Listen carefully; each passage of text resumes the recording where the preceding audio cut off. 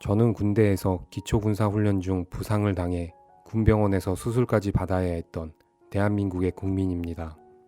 당시 훈련병이란 신분으로 사실 부상 당시 적극적인 치료를 받을 기회조차 보장받지 못하고 방치되고 또 말도 안 되는 이유로 유급 판정을 받으며 그야말로 부상당한 부위를 더욱더 악화시켰습니다. 부상은 2007년 5월 중순경에 당했으나 병원에서의 최초 진료는 2007년 10월 말이 되어서야 진료받고 수술을 받았습니다. 그 당시 병원에서 진료 결과 무릎의 뼈가 깨져서 뼈 조각이 인대를 건드려 통증을 일으키는 원인이었는데 그런 상태에서 5월부터 10월을 상태도 모르고 보낸 것입니다.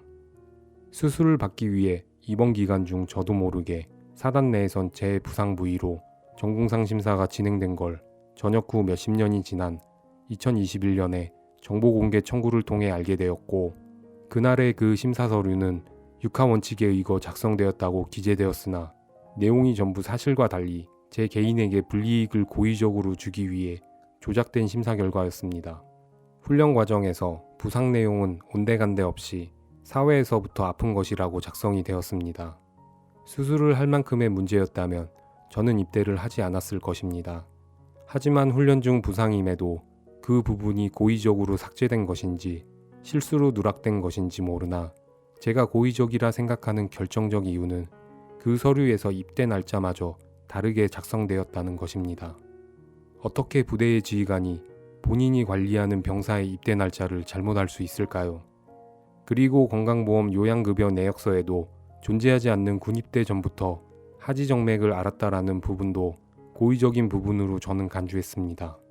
이후 병원에서 수술 후 재활을 위해 입원 중에도 그 부대는 저에게 부대 전출 사실도 통지하지 않고 퇴원 후 부대 복귀하니 소속이 바뀌었는데 왜 여기로 왔느냐 해서 당시 2등병이던 저를 황당하게 만든 사실도 있습니다. 2등병이 뭘 알아서 새로 전출된 부대 위치를 알아서 복귀를 하나요? 이게 말이 됩니까? 더블백에 보관된 개인 보급품도 그 부대에 있는데 말이죠. 부대는 보급품 보관 관리도 소홀해 새로 전출된 부대에서 짐 정리하니 전부대의 선임들이 보급품을 절도해서 사실상 저는 저녁까지 방한용 보급품인 내복도 없이 전역했습니다. 수술한 무릎을 강원도의 혹한의 날씨에서 보호해줄 내복도 없이 말이죠. 거기다 슬리퍼도 없어서 일과 후 생활도 힘들었습니다. 급한 대로 새 부대의 후임들이 구해준 낡은 슬리퍼를 신고 전역까지 보냈습니다. 그런데 전역 후 보상을 위해 국가보훈처에 국가유공자 심사를 신청했고 결과는 탈락이었습니다. 정확한 이유를 제시하지 않고 그 잘못된 군대의 서류인 전공상 심사서의 내용도 저에게 공개하지 않아서 모른 채 그렇게 이의 신청의 기회도 잃고 예비군 훈련과 민방위 훈련을 받으며 살았습니다. 그러다 정보공개 청구 제도를 알게 되어 그 자료를 다 받아보니 당시 사단에서 심사된 전공상 관련 서류가 조작된 걸 확인하였으며 즉각 사단의 항의에 사과를 받았습니다. 그리고 재심사를 받도록 다시 회복시켜 주겠다는 사단의 약속을 믿고 저는 심사 서류를 작성해 2021년 12월 10일에 강원도 화천까지 방문하여 직접 신청서를 제출하고 사과문을 받는 노력도 했습니다.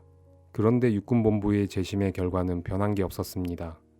제 무릎의 선천적인 질병은 사유가 되지 않는다는 것입니다.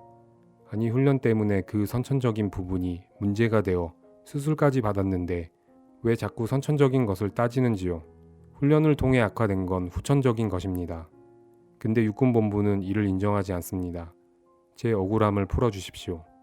군대 다녀온 게 자랑스럽게 기억되게 그 자부심 지켜주십시오. 지금 저는 군에 다녀온 게 가장 후회스러워지려 합니다. 대한민국 국민이란 게 후회스럽습니다.